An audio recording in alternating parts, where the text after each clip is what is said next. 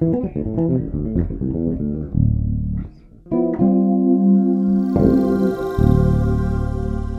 to know how to feel more comfortable reading rhythmic phrases? If so, then stay tuned because that's what we're covering today. You know, fear of the unknown can leave you with a real lack of confidence.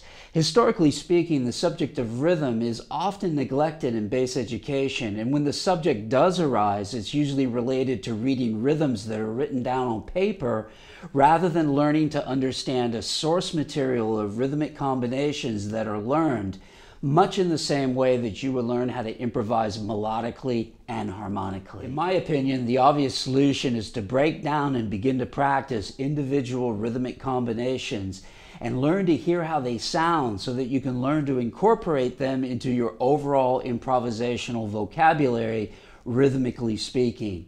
It goes way beyond the scope of this 5-minute YouTube video to cover all of this, but if you'd like to book some Skype lessons with me, we can explore this subject in great detail. But what I want to cover with you today is what you can do right now to help you with this problem. Chunking down is a universal concept that allows you to understand something that is more complex by breaking it down into its individual parts.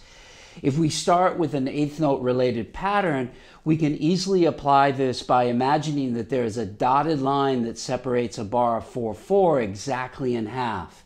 In the following passage, listen to how this rhythmic phrase sounds.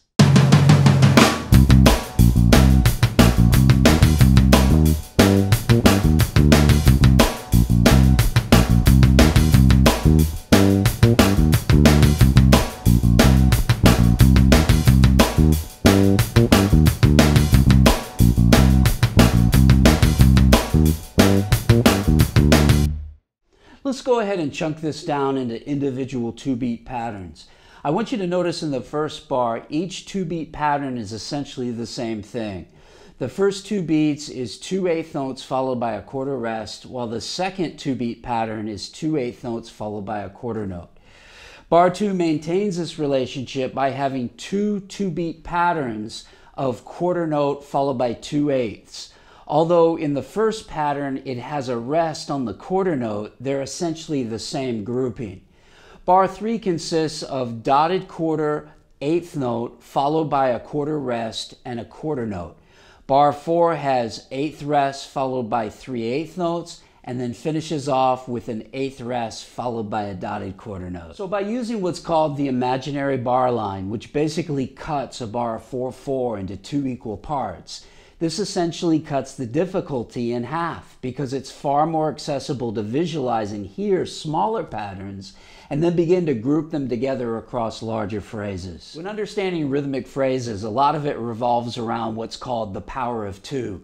So if you see a complicated syncopated 16th phrase, then simply double the note values and then visualize it as a simpler looking rhythm in half time.